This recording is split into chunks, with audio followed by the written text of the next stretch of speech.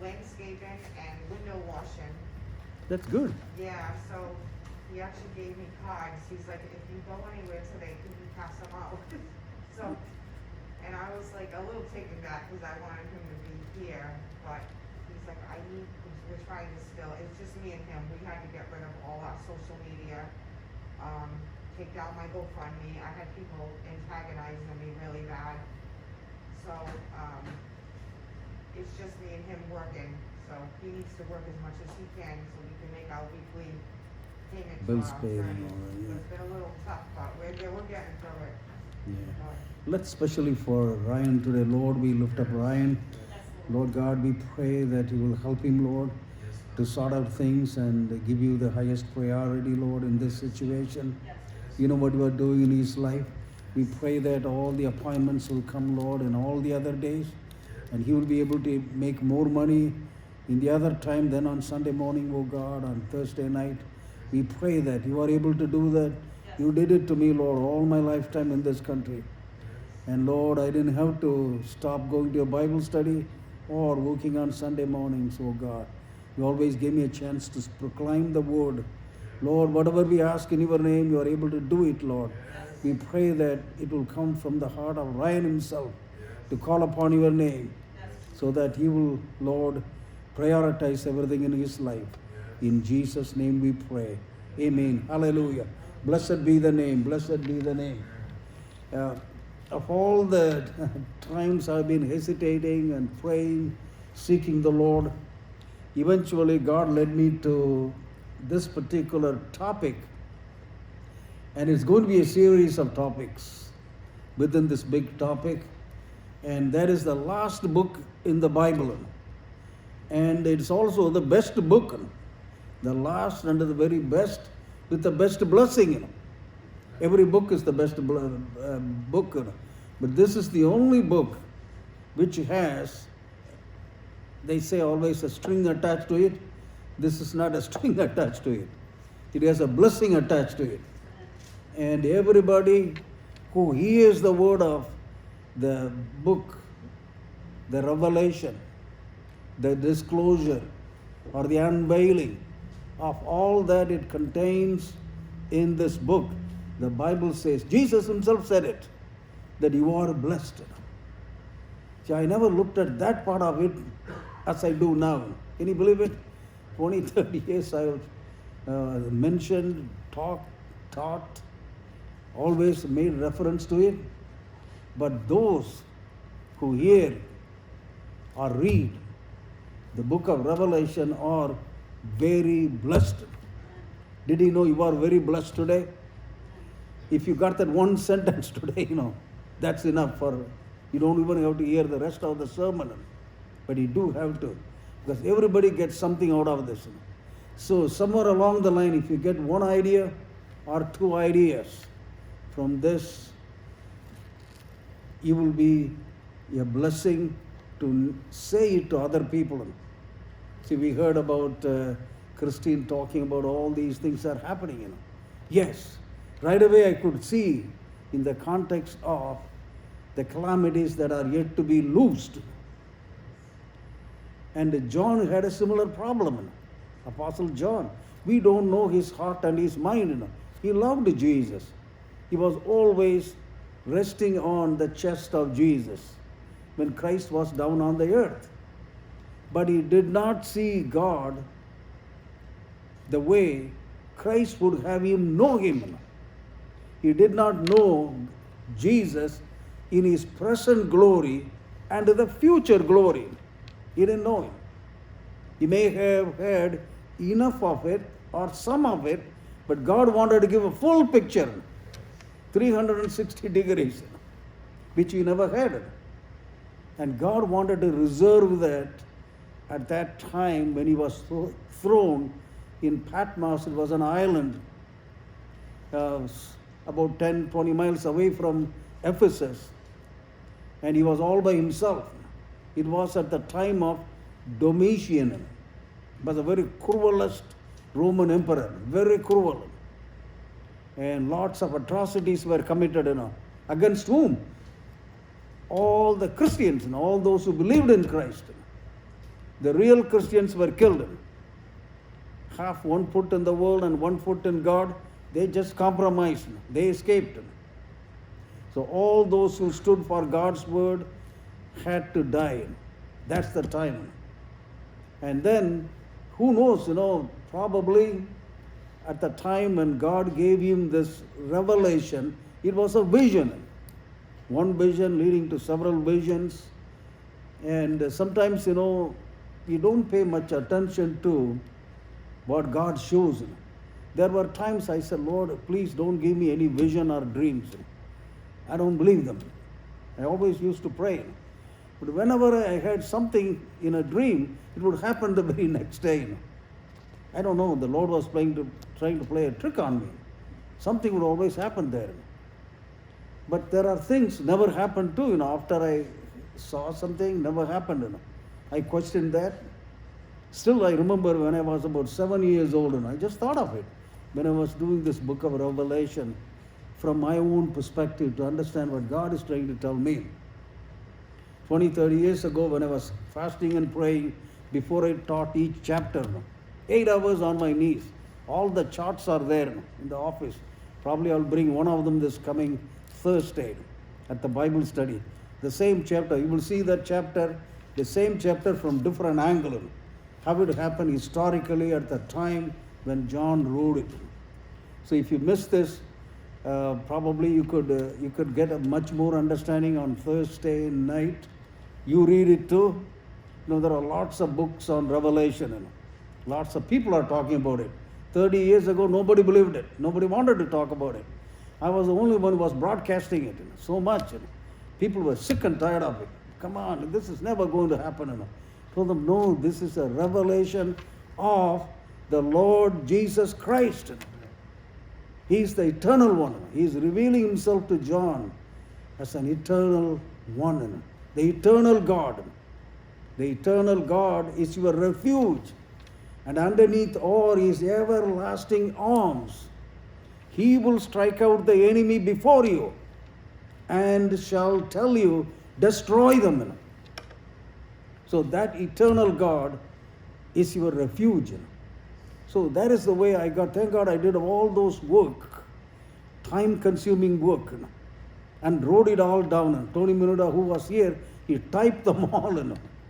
I gave away all my original notes. Thank God I got some of them.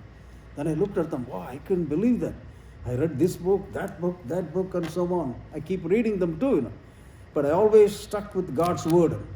What God is trying to tell here. I had a dream about when I was 7 years old. Suddenly there was a rainfall. Unbelievable rainfall. It's still vivid in my memory.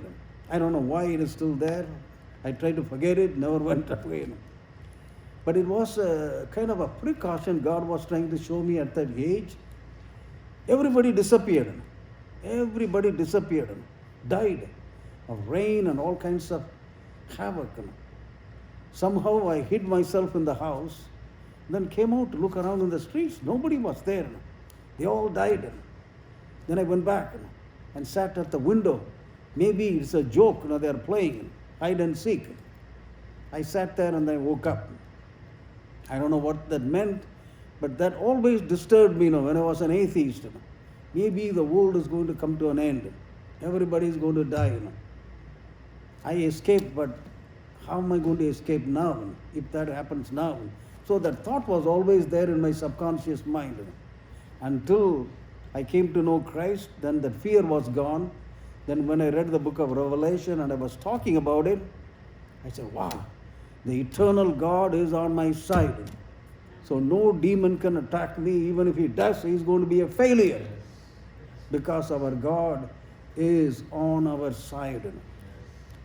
I was listening to a lady on the Facebook. I don't know how real it is. She had a dream. And she was highly emotional. Some of you may have seen it. And Jesus appeared to her and told her, follow me. And run. Keep up with me. She couldn't. She tried. She said, come on. And then later on, she regretted that. The more she kept herself slow in following, Christ kept walking faster. She couldn't keep up with him. Eventually she did. And she cried and cried and cried. And later on, the dream ended. She was awakened by that. And she was telling about how, boy, what a dream. It shook her up, bent her. And she realized, oh, I'm not walking with the Lord. On her knees, praying, getting closer to God, pleading with the world, please follow Jesus. The end is coming. Christ wants to have his people follow him. So you see that. But John, he had a vision. And in that vision, Jesus appeared to him. Wow. Now, John never saw Jesus like this, in his present glory and also in the future glory. And he wasn't able to see the future glory, but he was able to have a vision about how the 1,000 year is going to be, when Christ is going to exercise his authority over his people and rule and reign for 1,000 years. When the devil, Satan, will be bound for 1,000 years. And John was also able to see in the 19th chapter how the bride of Christ, which is the church, we are part of his bride, we will be married to him. We will be in heaven with him for 7 years. When 7 years of turmoil goes on in this world. So this book frightens people if they are not saved. Let them be frightened. So you and I, who know Jesus as Lord and Savior, we need to be aware of the fact that we are blessed. We are going to escape. Just like Apostle Paul said it in the book of Thessalonians, you don't have to worry about those who are dead. They will be risen first. After the first fruits, that is Christ himself, is the first fruit of the resurrection. And along with him, the raised dead will come, and then we will be snatched and go away. So that is our first resurrection. First resurrection. There won't be any second resurrection. We are gone.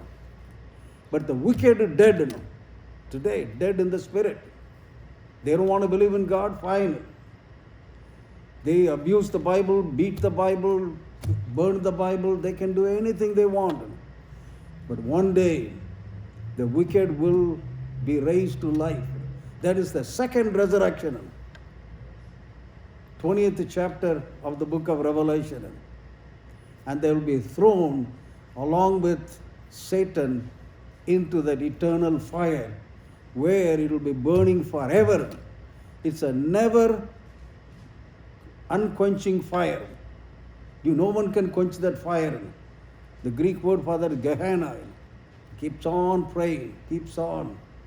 And in the time of Jesus, there was a garbage dump. It was always, all the garbage would be burning for 24 hours of the day. Gehenna, unquenchable fire. They kept on burning them. So in the minds of Jews who listened to Jesus talking about this, they understood that right away. Oh, just like that fire. Imagine some fire that is going on for 24 hours of the day, and believe people are going to be in it and they can't die, and they are there.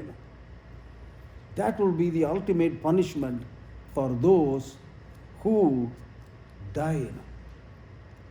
John probably was wondering like I did when I was reading the entire book. Now I'm reading it for the second time in the past 1 week, so that I can be prepared for any question I may confront when I'm talking.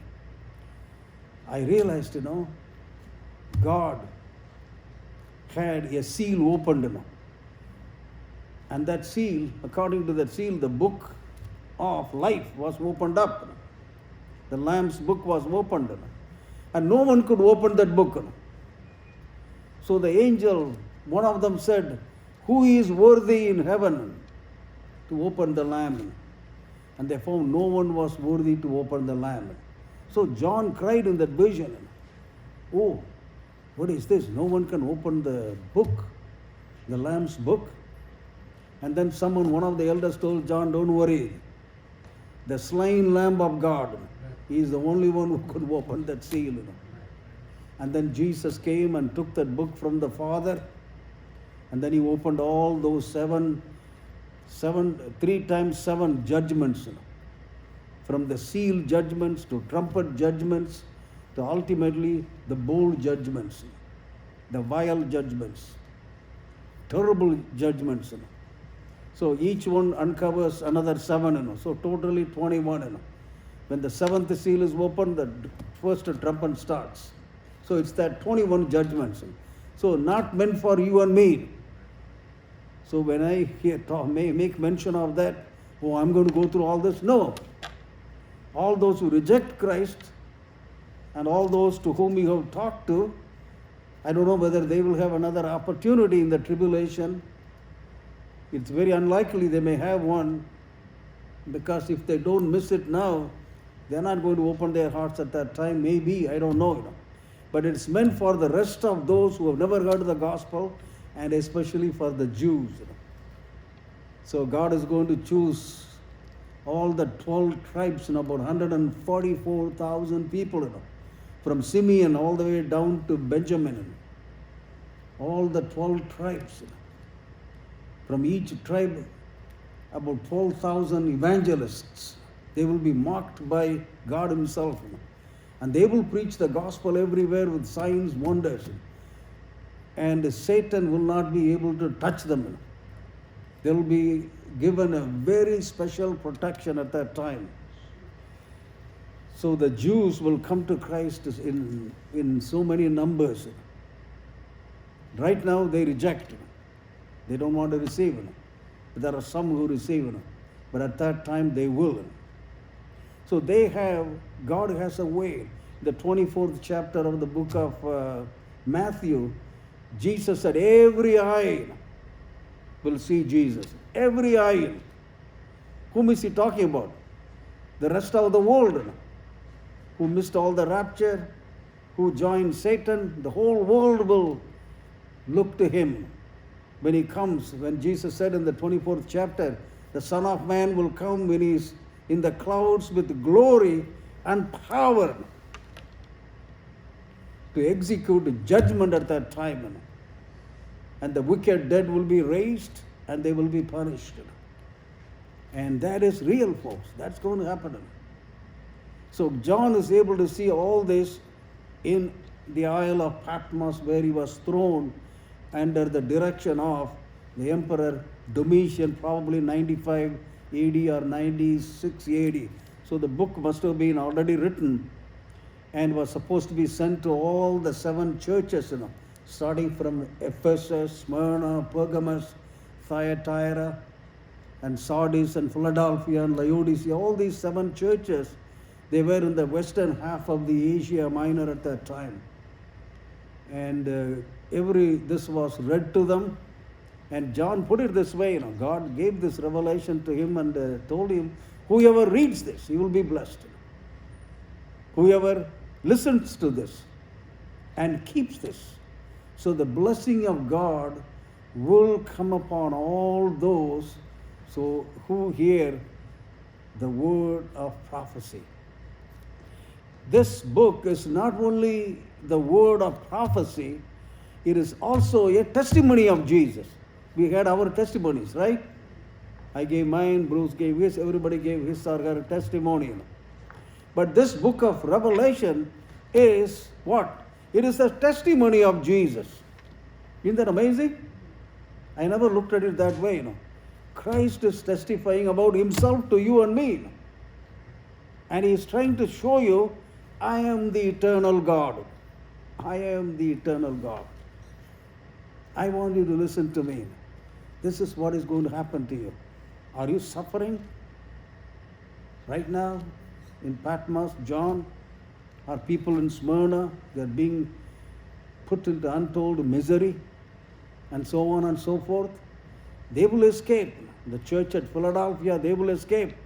The church at Laodicea, Sardis, and other places, Thyatira, moral compromise. Sardis, religious compromise. Thyatira, religious compromise. These people will miss. So it is a warning. I am here in the midst of all the churches. Warn them, write them, and send them to you. So he who hears, let him hear. He who has an ear, let him hear what the Spirit saith or says to the churches. That phrase never occurs after the 4th chapter. It occurs later on. In the 13th chapter, it says, he who has an ear, let him hear. We talked about it in the 13th chapter. See, they're all on the Facebook too, on YouTube. You can listen to them. I listened to that sermon 2 times, the 13th chapter, so that they could be fresh in my mind. I'm going to listen to it one more time. And it's very good because I put so much time and energy into it. So if you don't understand, listen to it a few times. Then read what the Spirit of the Lord is trying to tell you. Each chapter or each scripture that is mentioned in connection with this. And it is real. Jesus is the eternal God. And He's reflecting His eternal present glory to John right now. And John is also able to see the future glory of Jesus. Wow, He is really the God of all supremacy you could think of. Oh, all these atrocities that Satan is committing, all these violence that the false prophet is committing, all that the atrocities that the Antichrist is committing, they are nothing. They will be just thrown out. All three will be thrown right into a deep, deep lake of fire. Oh, John must have been so strengthened. Look at all this trouble I'm going through, but it's worth it. I'm going to warn all the churches. So that is why we are so privileged to have the book of Revelation read, heard in that context. So not to be worried, not to be scared, but to be aware. At the same time, be thankful that you and I are marked where? On our forehead by the blood of the Lamb. You and I are, by the virtue of the fact that you opened and I opened my heart to Jesus, we are blood-marked people. Blood-bought people. So we will escape and we will never die. Let's say we all die today. The building collapses, it will never collapse. Let's say we all die. We will all be in heaven with Christ. Our body will be buried, fine. What happens at the time of rapture? We will rise first, along with all the other dead. Our spirit is already with Christ. We will rise first. And we will come down. Let's say we come down 3 months from now to meet the other people who are alive. And then they will all be raptured. And we will go back to heaven. And there will be 7-year time, the waiting time for the bride. And during those 7 years, problems will be with so much intensity in this world. The atrocity that you hear in the paper in Atlanta, Georgia, or anywhere, any name it, Portland, here, there, Chicago, doesn't matter, or Providence, or Mount Pleasant, whatever you hear, doesn't matter. It will be 100 times magnified. That's the way you have to see it. Each person will be killing the other. All this bloodshed will be much more common.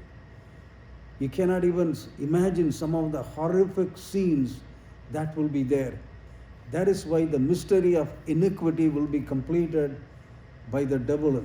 God allows Satan up to a point, but he is still in command. See that God has that ultimate button. What I mean? Like a huge hydrogen bomb God has. If you can imagine that. So, I just used an allegory, right? God has this big hydrogen bomb, he can press the button. I just used an allegory.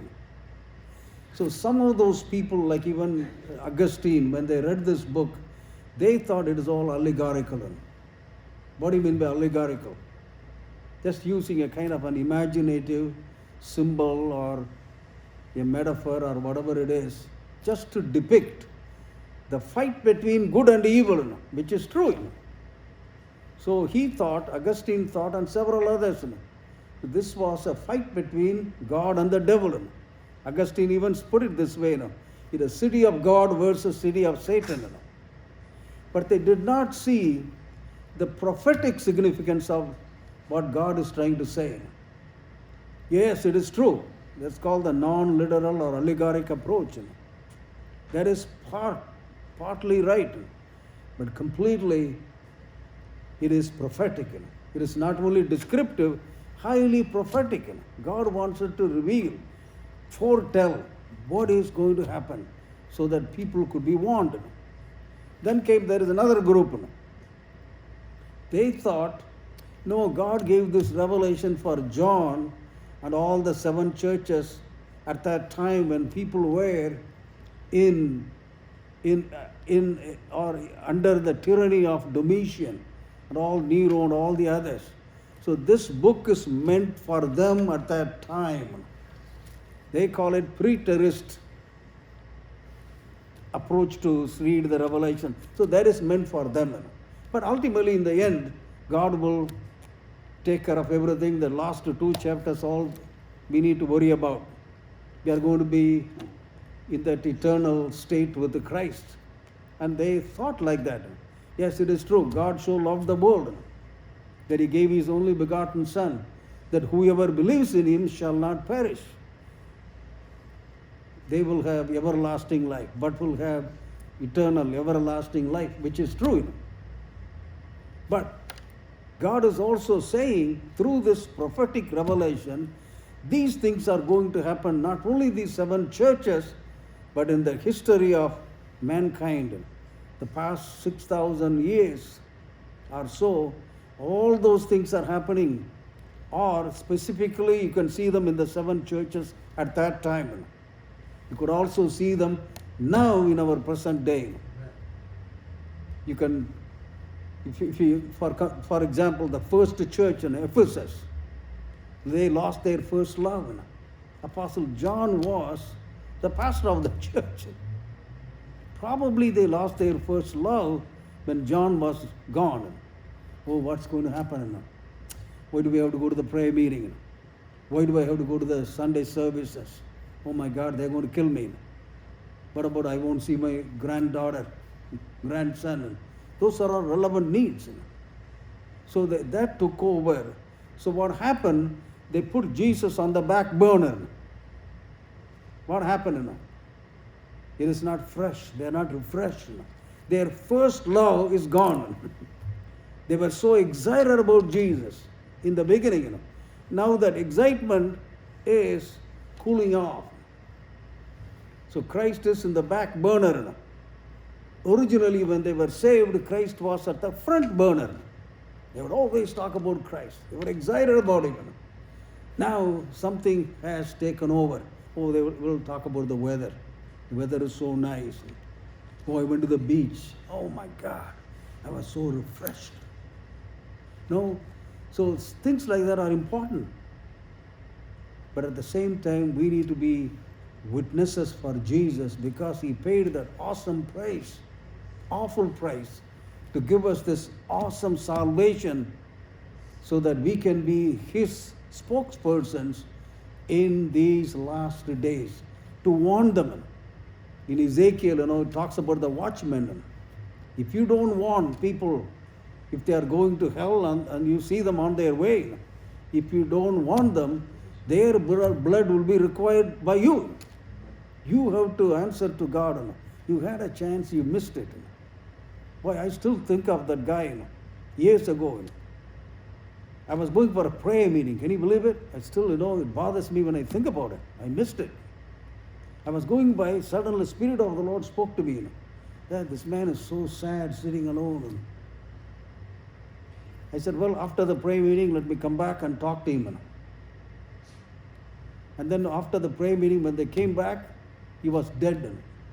He fell before the train and it cut him into 2 pieces. I saw that. I was crying and crying, Lord, I blew it. I will never do that again. I missed, that was the 3rd chance I missed. And I felt really bad. And the fourth chance, I didn't miss it. Thank God, God took me to a home. I still remember that girl lady. She was a registered nurse in my hometown. My brother and I were there. We talked for 3 hours. All things relating to joking, all this. And suddenly the Holy Ghost was pricking me. Don't you tell her a word about Christ. You wasted all the 3 hours. I said, Lord, she's my relative. She won't believe. The Bible says, you can't preach to your own household. They won't listen to you. And so on and so forth. I misinterpreted all those scriptures at that time. Maybe let me take a shot. Lord, let me ask a question. If you give me a green signal, I will continue. Thank God I asked the right question. It continued. And she gave her heart to Jesus. Around 12:30 or so that night. And then she told me, look at that bottle over there. I took, and it was a poison. She was going to take that poison that night. Imagine that. I said, Lord, I thank you.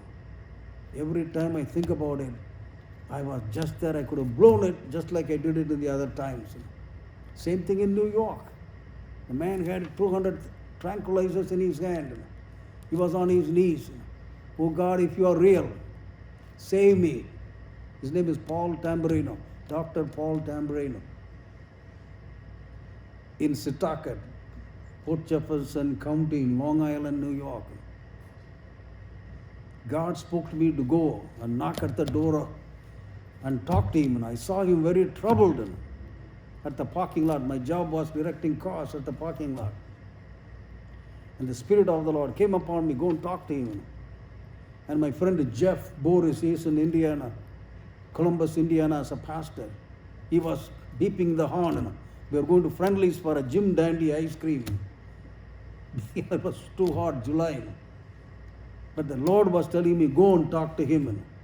So I begged Jeff, please wait for me. God is telling me to go and talk to Paul. It will take half an hour.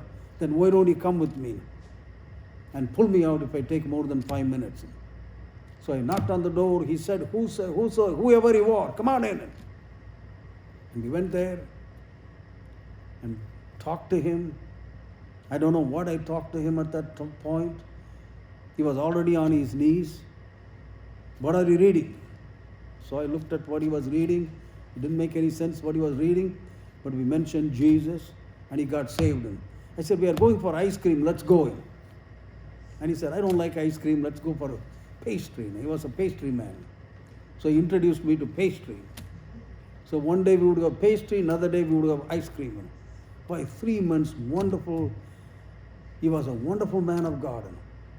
Later on, while he was leaving that last day he was there, he stood up and gave a testimony before 300 people. And he mentioned that night he was going to take the 200 tranquilizers or whatever he had, he was going to take it that day. And when I knocked on the door.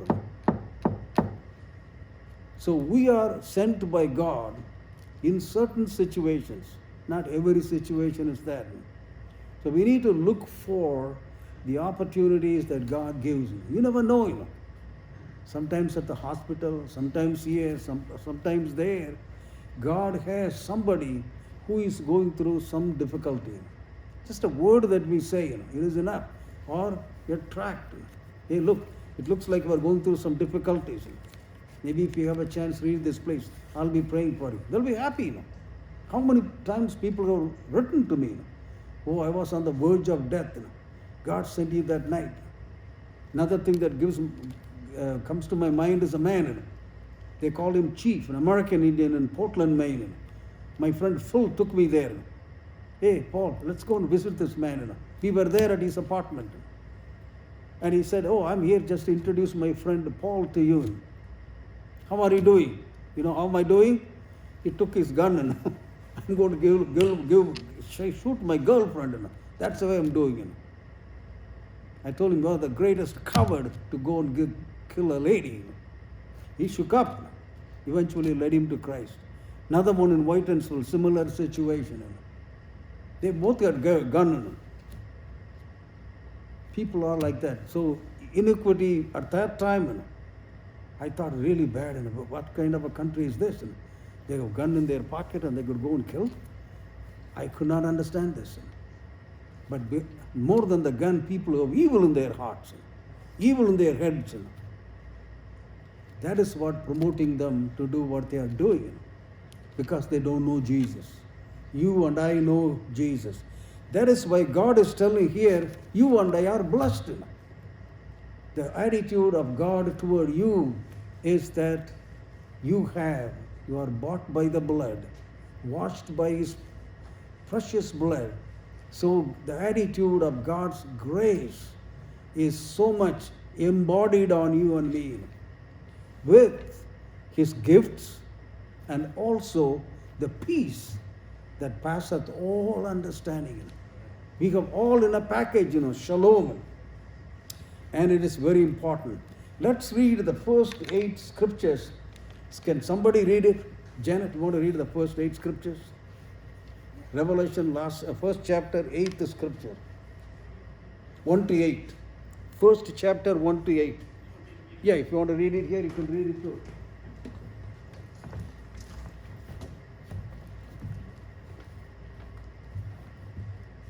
The revelation of Jesus Christ, which God gave him to show his servants. Hallelujah. Things which must shortly take place.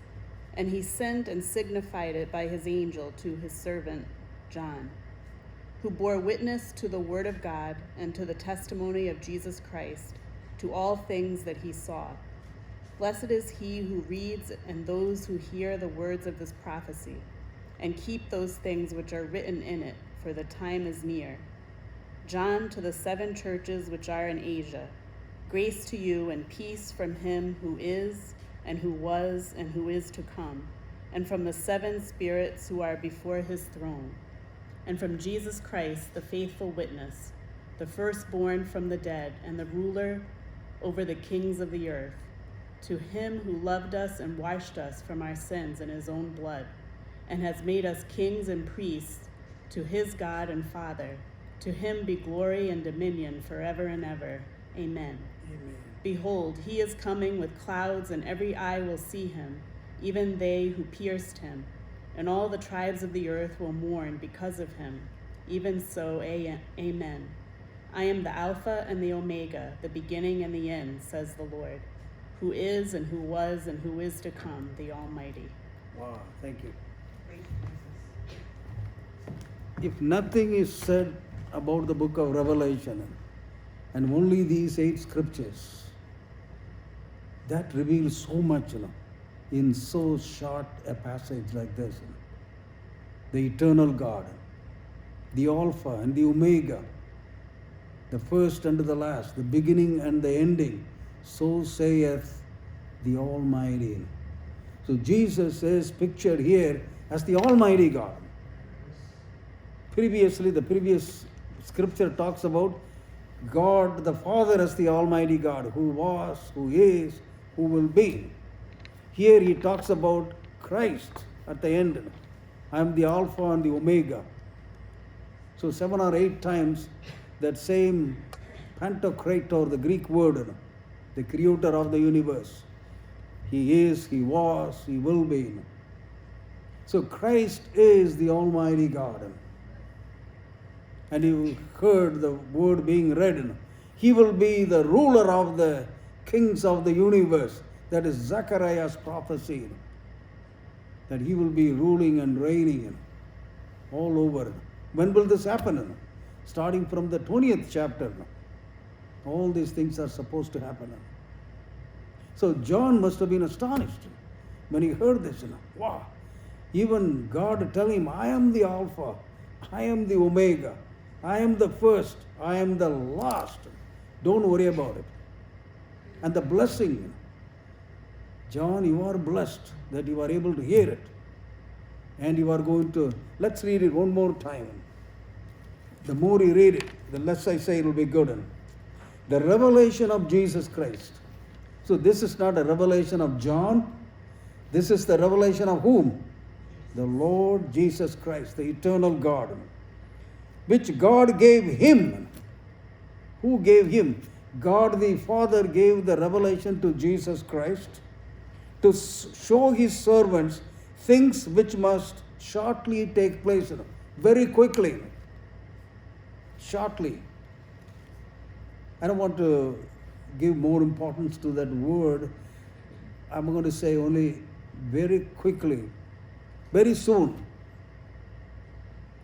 And the Greek word that is used is shortly.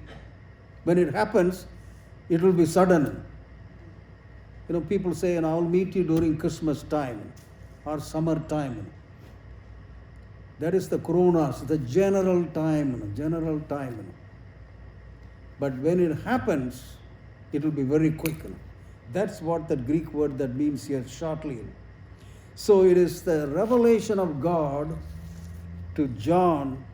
First, it's the revelation of God to Jesus, and the revelation of Jesus about himself to John, and then it was given to John through whom? None other agent. He sent and signified it by his angel to his servant John. So John got it from an agent. John got it from the agent. See how the Jehovah's Witnesses read that? Boy, this is how they can twist it. I don't understand that. Look, they call Jesus the angel, Michael the archangel, Jesus the archangel. I told Paula the same thing. Look, I pointed her to the last 2 chapters where the revelation concludes with Jesus telling John, I, Jesus, have sent my angel to you, John, to show you all these things are happening, all that have happened, all that are going to happen. So Jesus summarized all the 20 chapters in the 22nd chapter. I, Jesus, have sent my angel. How could you call Jesus an angel when he is called the eternal God, who bore witness to the word of God? Jesus bore witness to the word of God. Jesus himself is a witness. The angel bore witness to God. Now John, who is the servant, doulos, the slave, who bore witness to the word of God and to the testimony of Jesus Christ. So it's nothing about John, it's nothing about the archangel or any angel. It's all about whom? The Lord Jesus Christ. If you got that one idea, it's a testimony of Jesus, testimony by Jesus, and it's a testimony for Jesus. Blessed is he who reads and those who hear the words of what? Not this allegory, it's a prophecy. What is yet to happen? That is why it's a prophecy. Not what that has happened. It could happen. Sometimes prophecy can have double meaning. Something happening at that time, something happening somewhere else. Sin was punished, yes. Sin will be punished. Sin is punished. It could be applied in several ways. And keep those things which are written in it, for the time is near. The time is near. It's a very important word, another time. The Greek word that is used is kairos. Kairos, the time, which means it is a period of time. It is not 1 day or 1 hour. It's just like I said, summertime, Christmas time. That is the usage. But when that happens, it's going to be very sudden. Everything will follow. Church will disappear. Tribulation will start. The bride will be gone 3.5 hours, 3.5 years. Satan will rule with his assistant, the beast that is coming out of the sea. That is the Antichrist, the world ruler, politically the revived Roman Empire, the system itself, and the man. He will be glorified by Satan himself, and the Antichrist will glorify Satan. Satan worship will be initiated in the second part of the tribulation, and initiated by the false prophet who is coming out of the earth. So those will see, they're all explained in 13th chapter, but God is in absolute control. So that is going to happen. So when that happens, when that time comes in, it will be sudden, Everything will go very quickly. There won't be much time at all. So, if you think that, let's say Jesus comes tomorrow and we are all gone, boy, very quickly, within next 7 years, all these atrocities that we are going to read from chapter 4 all the way to the 19th chapter will happen. And then 1,000 years will start, millennial reign with Christ, where the lamb will lay next to a lion. Some of the videos we see them, on Facebook. Some of them are true.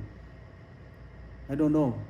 Sometimes it happens. Animals have much more sense than people. All right, so this is very important. John to the 7 churches which are in Asia. So the time is near. It is not an hour. It is the period of time. It could happen the next hour, but God didn't say it's going to happen next hour. Yeah, that word is a different word called hora.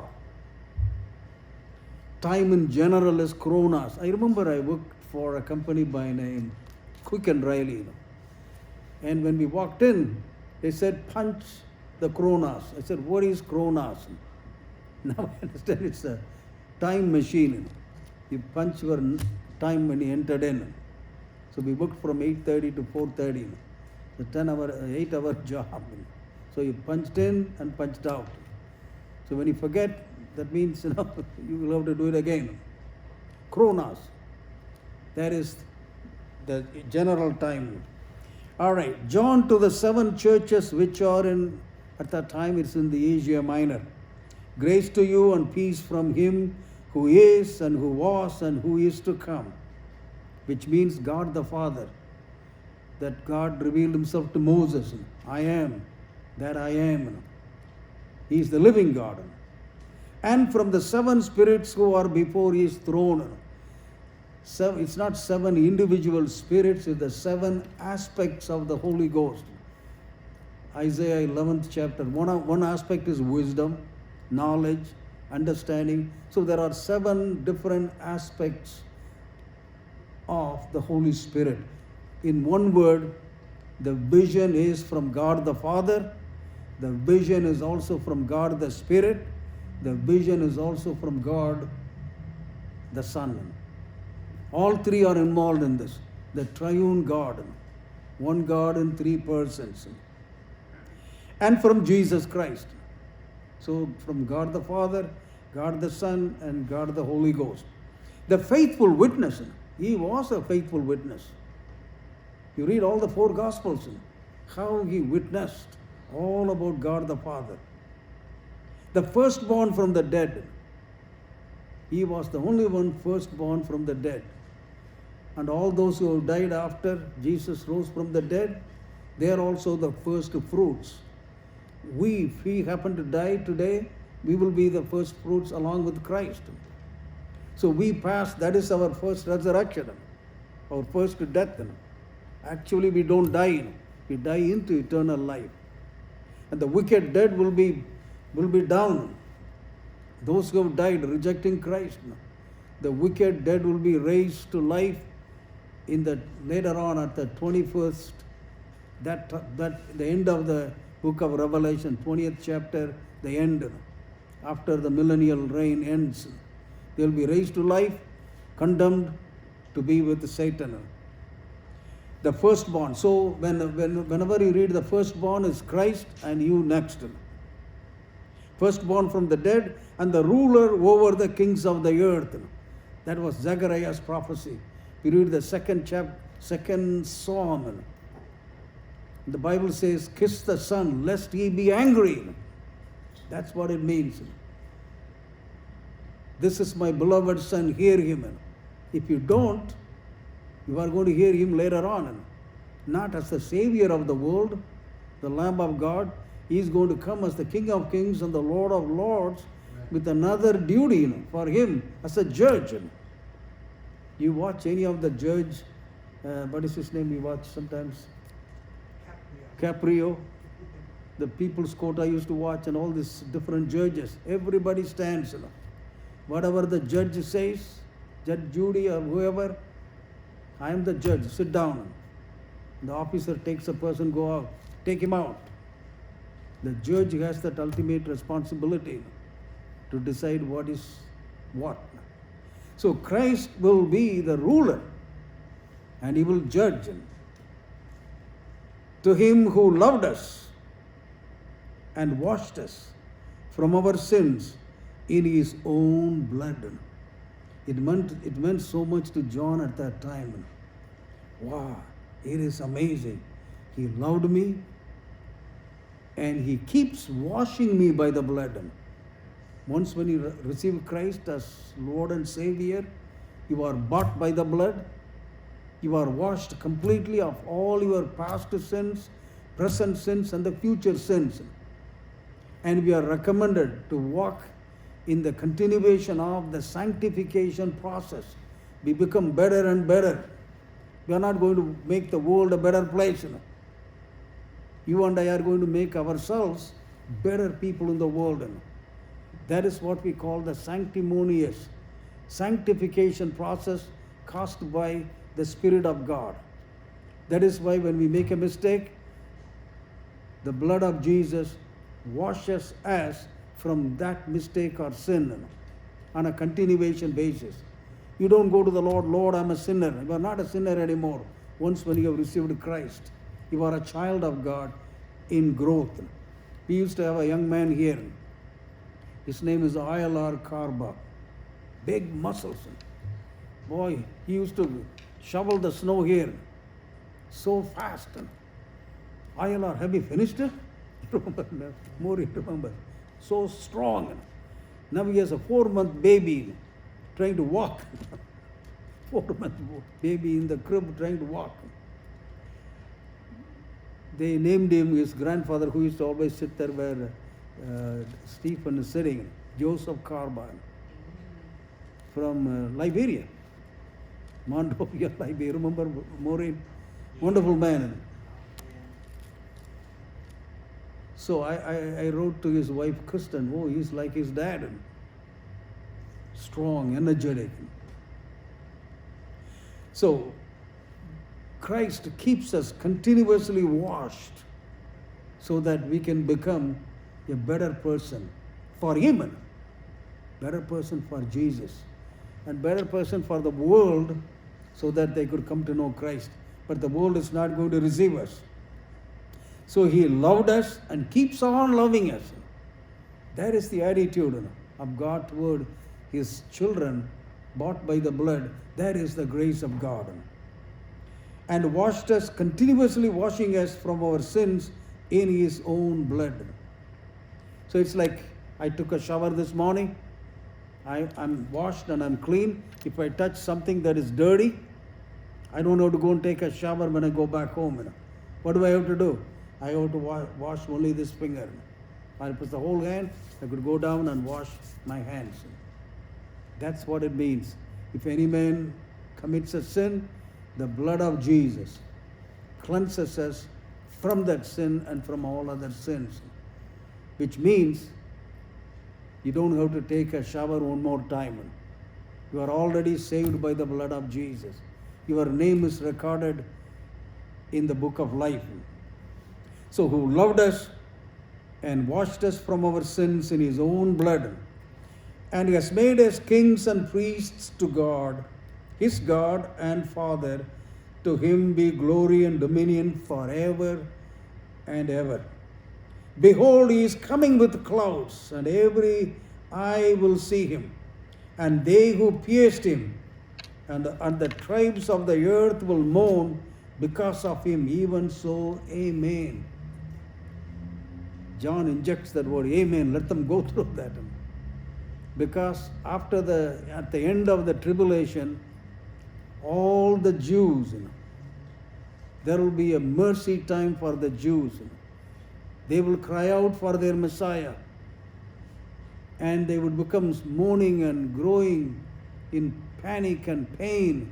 Oh, he came and we crucified him. The nation of Israel crucified him through the Romans.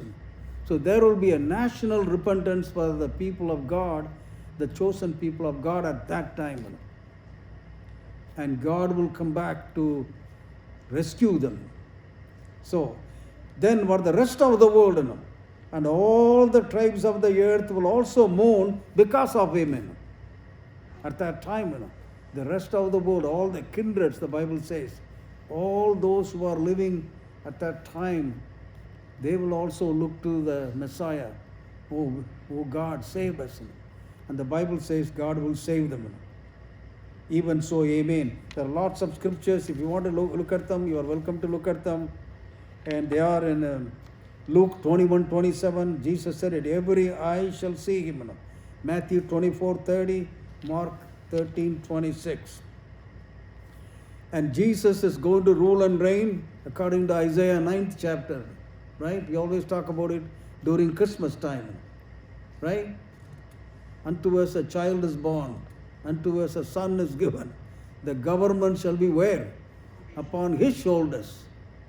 And he will be called Counselor, Mighty God, Prince of Peace, the Everlasting Father. That will be fulfilled at that time.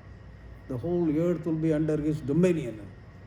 Psalm 72:11, Zechariah 14:9. All these scriptures are yet to be fulfilled. So I am the Alpha and the Omega. Who is saying this? Only Almighty God had the guts to say that, because he is the Almighty God and he is the Alpha and the Omega. Now Jesus is saying that. I am the Alpha and the Omega, the beginning and the end. Show that to the Jehovah's Witnesses in connection with how he was the pancreator, creator of the universe. John 1:1. In the beginning was the Word, and the Word was with God, and the Word was God. They misinterpreted the Word was a God. No, the Word was the God. And the Greek language doesn't have to put that the God, it's understood. That is the Greek grammar. Because they don't know the Greek grammar, they misinterpret it. In the beginning was the Word. The Word was the subject. So I taught English as a professor of English. So I understood it right away. In the beginning, it should say the Word was in the beginning. The English poetry is different. And the Greek too. The Word was in the beginning. The Word was with God. The Word was God. So John was trying to imply or teach Jesus was the Word. That was the subject. John knew that he was God. He wanted to tell him this is the Word God spoke. Where? When the world was created. In the beginning, God created the heavens and the earth. How? He spoke. So John was trying to say that was the Word. Jesus. He is the one who created it. John goes on to say that in the first chapter. Gospel of John, first chapter. He was the one who created everything. Without him, there was nothing that was made. What does that mean? He was the creator. But the Jehovah's Witnesses think that he was created by Almighty God. No. It is really incorrect. All right. So I am the Alpha and the Omega, the beginning and the end. Says the Lord who is, who was, and who is to come, the Almighty. Jesus Christ is the Almighty God. All right? Then, we can probably see the rest of it next week. All right, folks, let's go to the Lord in prayer. And if you got one idea about Christ, the faithful witness, and He's real, He's the Almighty God, the everlasting Father, the Prince of Peace, and He's real. He loves you, He loves me. All those who are going to watch this later on, it is for you too. If you do not know Jesus as the Almighty God, the faithful witness, whose attitude toward you right now is the grace of God. He loved you so much to shower His grace upon you. That's why He went to the cross and died for you and for me. And His attitude toward you is with all gifts and blessings, along with that peace that gave John the Apostle to bear all the atrocities that he had to go through and being expedited to an island, banished, out of Ephesus from his own people, living among animals and so on. All that difficulties he had to go through. The peace of God prevailed.